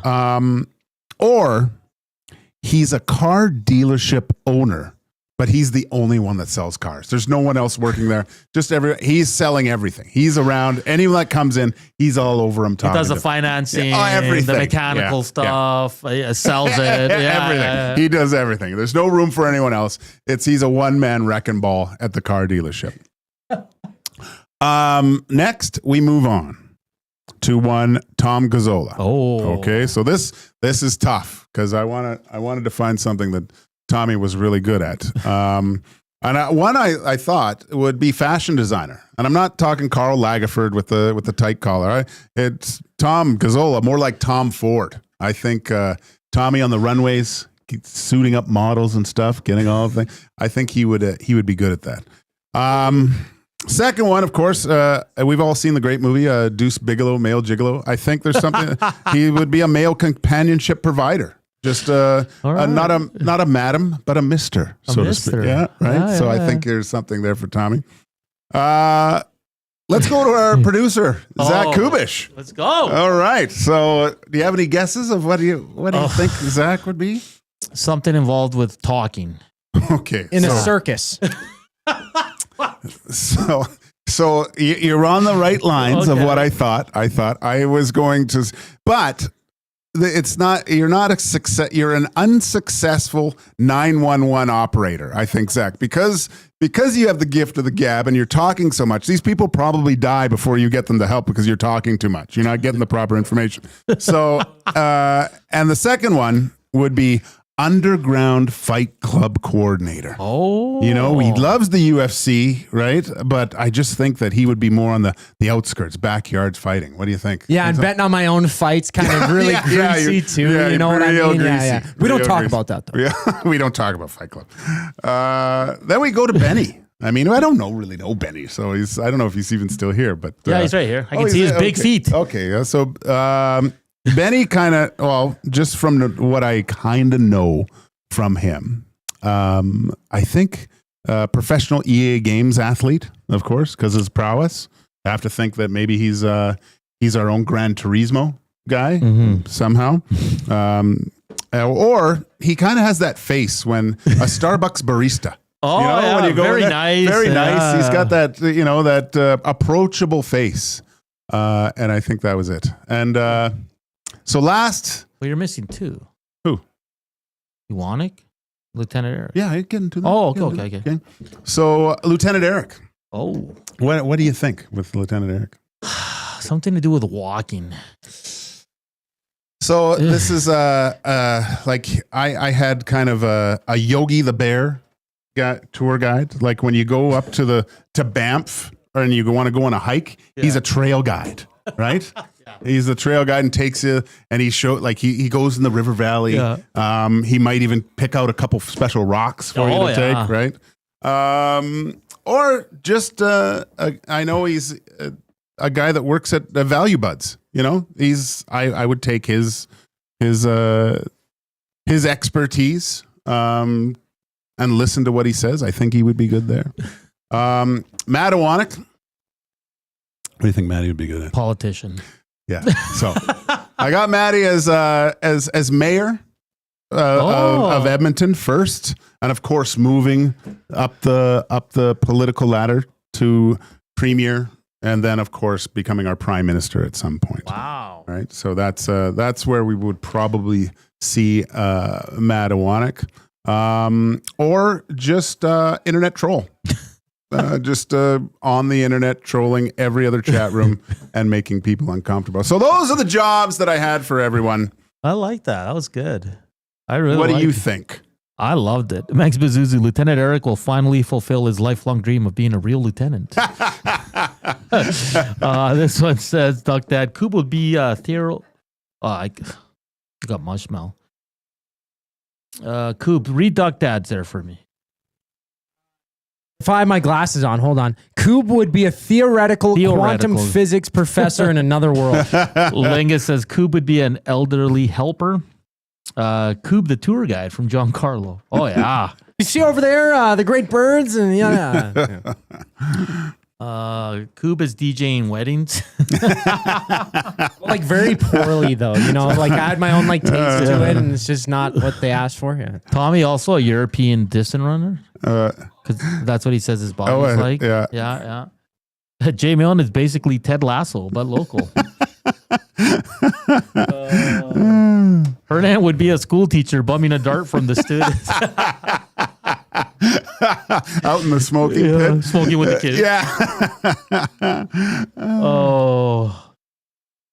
Let's see. I like Dusty would be a sweet chili sauce tester. Oh, come on. I was thinking maybe a chef, right? But no, not a chance. Not a chance. Not a chance. He can never be a movie critic or a chef. Hyman YTT, only baths model. Oh, for Trev? Just in the bath. Yeah. That'd be good. Yeah. He should go live from his bubble baths. Hey, Trev, what do you think? Max Bezuzu, Iwanek smells like an accountant. Iwanek can also be the CFL commissioner one. Yeah. But politician's perfect for him. I think that's He loves politics. Yeah. Yeah. I think he's good at getting his message out. Yeah. You know? You ever tried arguing with Iwanek? Oh, God, no. Doesn't I go say well. one thing and leave. Yeah. The dart bumming tech. I like that. I don't know. Man. There's a lot of good ones. Mike and Thunderbird. Based on the premiers across the country, it seems like Matt is overqualified. He's too smart. Man.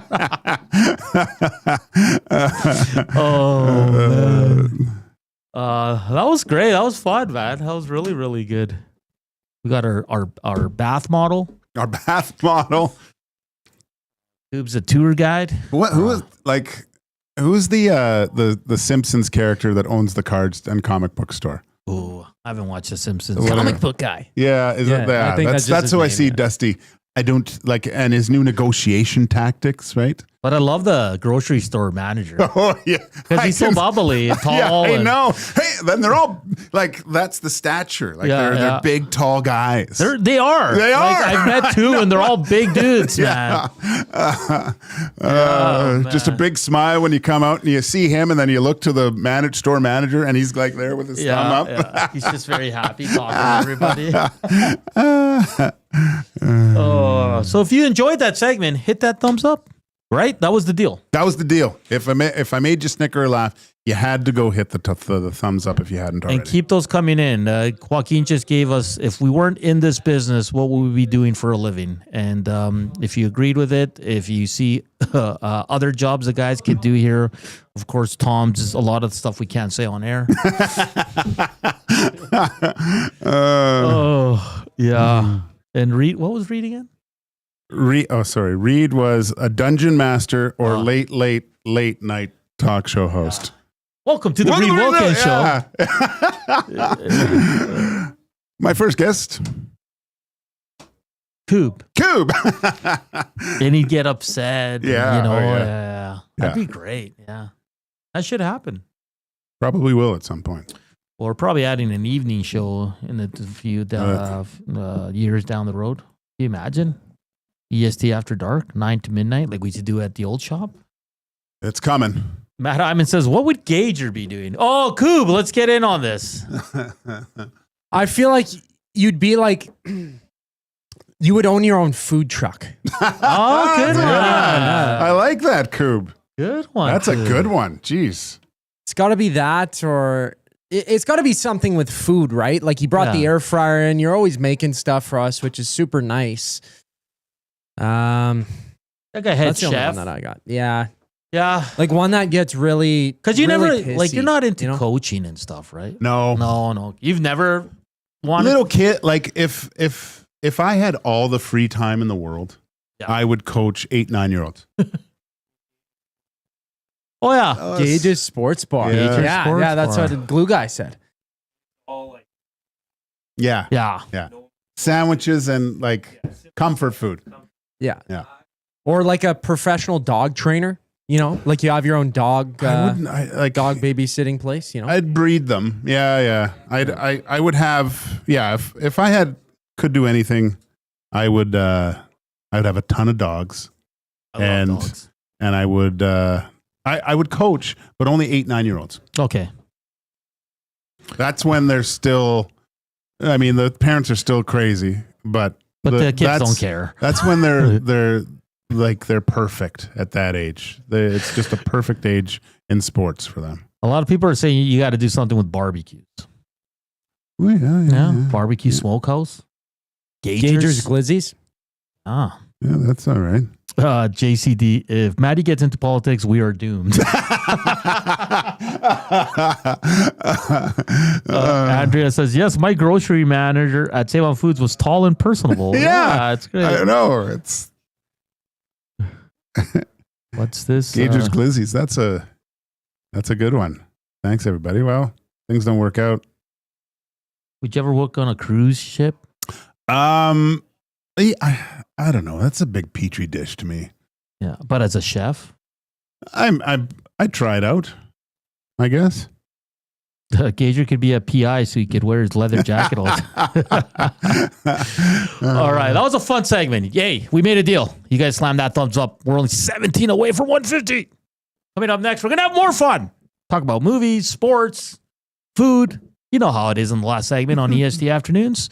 And we'll continue to tee up. We'll get some predictions or how we're feeling headed into Game 4. The big one tonight down there in Florida. The Oilers absolutely need to have this game, and all the numbers suggest they will win this one. So how you feeling out there? Hit us up, River Korean Box, 780-218-9999, or hit us up on the Nasty Chat and slam that thumbs up. We're back with the final segment here on EST Afternoons.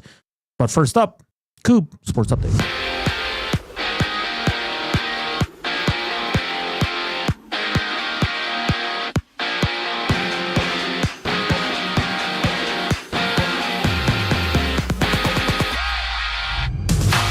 Skinner gets a start and crease for the Oilers tonight in Game 4 against the Panthers. Edmonton down 2-1 in the series. They change out John Klingberg and Viktor Arvidsson from the lineup in favor of Troy Stecher and Jeff Skinner. Join Tom Gazzola and Hernan Salas live at Hudson's Bourbon Street for the GCL Diesel Oil Stream pregame show coverage starting at 5 right here on EST. Out in Winnipeg, the Bombers and Lions go at it. Chris Streveler gets the call for Winnipeg with Zach Calaro serving a one-game suspension. Kickoff goes at 6:30. MLB action sees just one game live. Colorado down 7-2 against San Francisco in the bottom of the fifth. Toronto and Philadelphia kicking off their series tomorrow. Meanwhile, on the road, the Riverhawks and Falcons close out their series. Edmonton losing 3-2 last night. First pitch goes at 6:35. And first round action at the U.S. Open has J.J. Spawn holding first at 4 under through 18 holes, while Canadian Corey Connors is tied for 17th, even after 8 holes on the day. I'm Zachary Kubish. That was your sports update. The final segment of EST Afternoons brings us back after a brief intermission. The Reed Wilkins Show with Jay Milne. Luke Yazek from Sportsnet checking in. Well, you got to send a message. Are you sending it to the other team? For me, it was all about the group. Everything I did was group first, opposition second. Is it going to help or hurt my team? And it's tough to make those decisions in real time. Are guys going to see this and are they going to be fired up, or is it going to have no influence whatsoever? The Reed Wilkins Show with Jay Milne, weekday afternoon 3 to 6, only on Edmonton Sports Talk. Your clear choice for Edmonton sports. River Cree Resort and Casino proudly presents Ian Munsick. July 5th, live in the venue. Country fans, you don't want to miss an evening with Ian Munsick, a stampeding, spirited celebration of romance, ranch life, family, and forever young fun. Tickets on sale now at rivercreeresort.com. River Cree Resort and Casino. Excitement. Bet on it. You've heard the name, but what does it mean? For over 66 years, William Huff Advertising has supplied signage from screen printing to digital to LED with design, production, and install in-house. It's a one-stop shop for all your signage needs. Edmonton owned and operated, William Huff has been trusted by the biggest companies and teams in the City of Champions and many others across the country to do the job. If you're looking for a way to get the word out about your company or event, they are the answer. Go to www.williamhuff.com. Their results speak for themselves.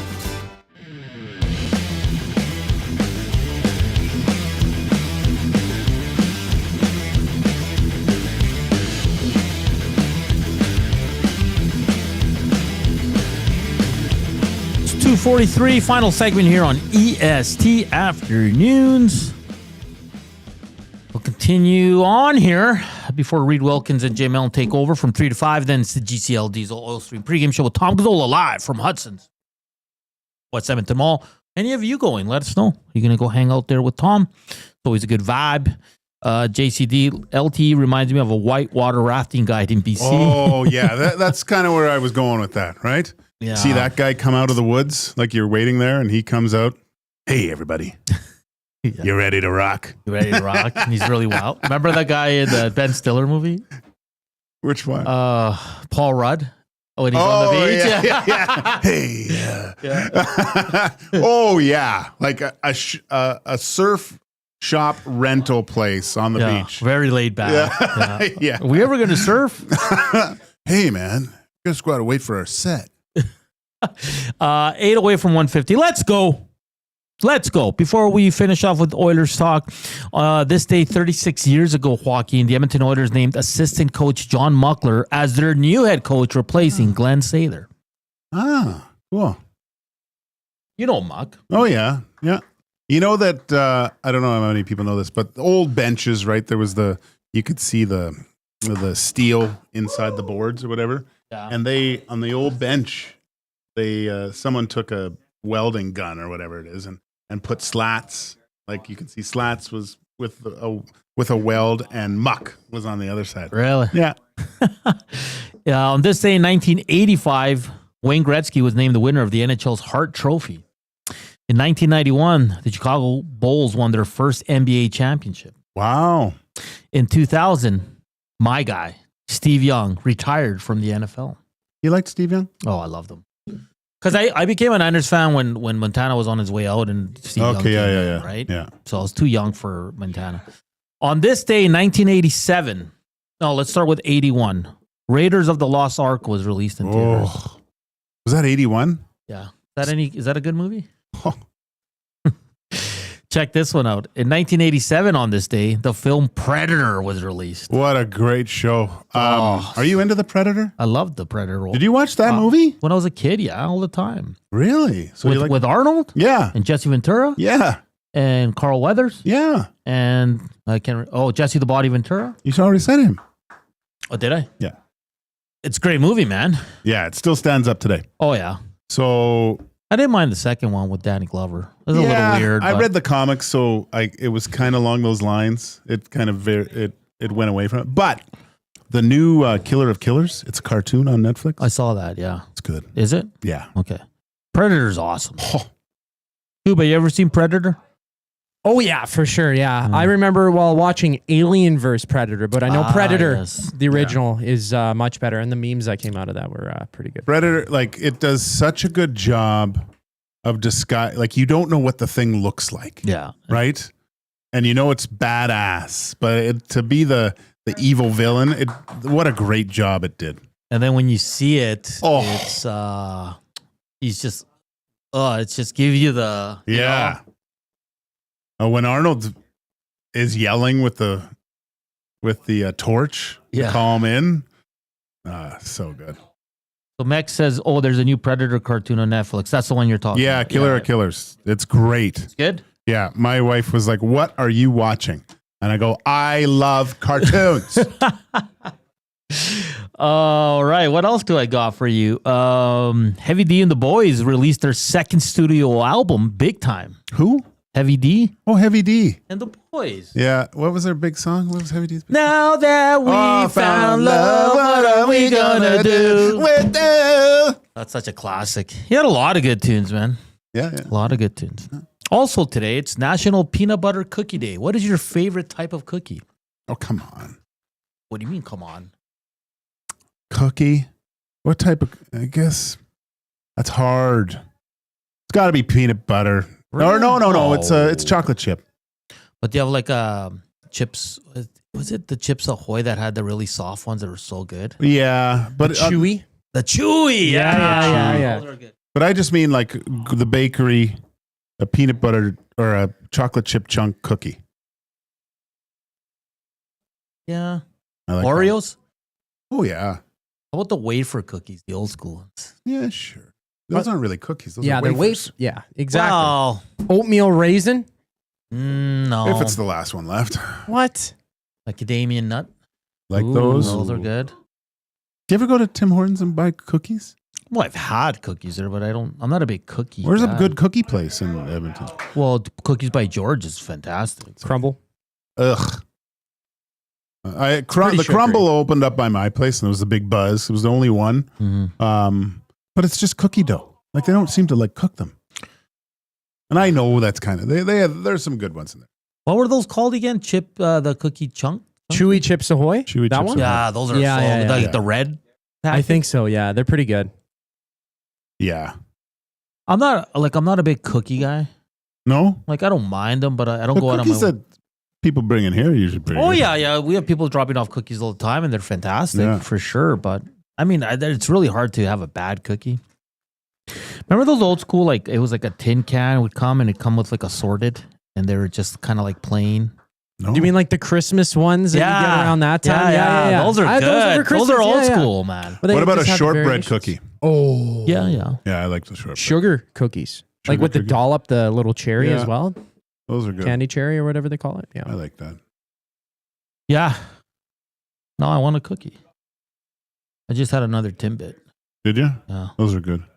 You're What's on welcome, Bourbon guys. Street? Thanks, Coob. Yeah, thanks, Coob. Yeah. Marble slab What's is on? one. 4 away from 150. Come on, we got to get there. Come on. Only 4 away. George is awesome. Crumble sucks. What? I'm not saying it sucks, but like, you know how people, like sometimes my daughter goes, can we just go get some cookie dough? I go, yeah, sure. And then she just eats the dough. And I'm like, well, aren't we going to make cookies? No, we just eat the dough. We just eat the dough.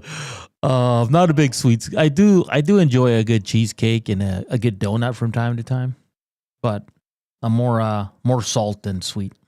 It's probably not good for me either, but. Yeah. Jasmine says, you mean the sewing kit ones, Hernan? Yes, exactly what I mean. And they're assorted, and my parents still buy those, and you have them with tea. They're great, man. I can't. Does someone know the name? You drink tea with your parents and not me?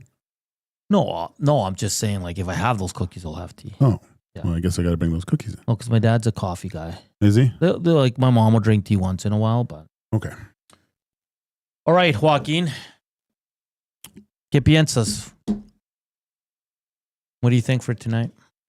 I think that if you don't want to do a prediction, you don't have to. I think the BC Lions are going to do it tonight. So do I. I think Nathan Rourke is going to light it up. You don't want to talk Oilers, eh? Oh, is there a game? Is there a game tonight? Well, I think the Oilers bounce back. I'll leave it at that. Yeah, they're going to bounce back. They're going to have a much better performance than in Game 3. I'll say that for sure. You can buy that for $1. The Oilers are 9-0 in their last 9 games. 4s. When Stecher plays, they're 5-1. Skinner in games 4-7 is 17-3, 6-0 in his last 6 starts. 0.83 goals against average. You think McDavid and Draisaitl are going to get stopped again? You really think that? I don't think so. I feel bad for Florida tonight. I do. Everybody's going to leave disappointed. Oh, man. Except for the Oiler fans, If obviously. the Oilers can send Panther fans home early, that's a good one. I think the Oilers score early and often tonight. You think so? Yeah, I don't think it's a close game. I think this is going to come down to the last 5 minutes. The boys were supposed to have a day off. They wanted to be on the ice. And the coach said, I trust them. Come on. You really think they're going to lose? Tired of it. Game's at 6. Bombers, Lions, 6:30 if you want to double dip. Watch some CFL and some NHL hockey. I will be doing that because I love the CFL, and I think that game's going to be fantastic. Sold out again in Winnipeg. So a great vibe for Dusty. I gotta talk to Dusty when he gets in touch with Huss, because he has those hats called, and they say the Bend on them. Yeah. I didn't know. I never see Huss at the Bend. You want one, don't you? Now I do. I'm sure Huss will hook it up. Huss is a beauty. I wonder if they hung out last night. Probably. Oh, yeah. Well, Dusty said he was going for those chicken wings, chicken fingers that you think are the best ever invented. He said, I'm going. If someone wants to join me, they're more than welcome, but that's where I'll be. Dusty and his chicken fingers. Attendees. I might have chicken fingers tonight because they're awesome at Hudson. They are awesome at Hudson's. They're fantastic. The wings were good there, too. Yeah. It's good. It's good food. Coob, what are you thinking tonight? Yeah, I'm thinking BC's going to get one here. No,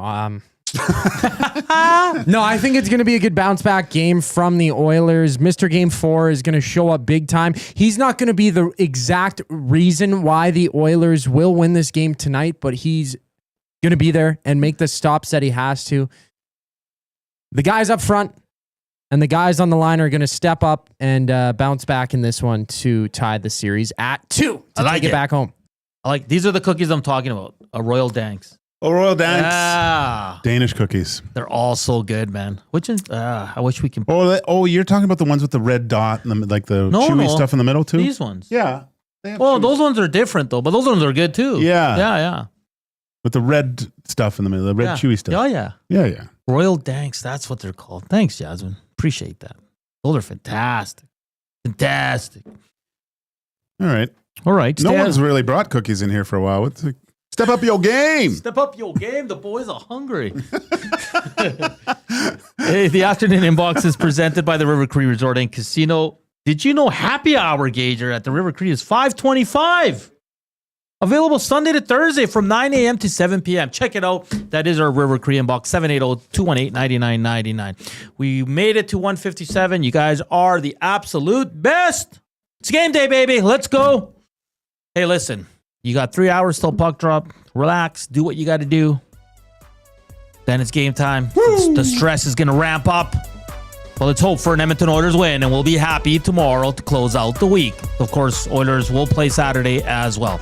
Reed Wilkins, Jay Milne, 3 to 5. Tom Gazzola, GCL Oilers Stream pregame show, 5 to 6 from Hudson's West Edmonton Mall. For Coop, for Hawk, I'm Hernan. Enjoy the rest of your day. Enjoy the game. We'll talk soon. Chowders.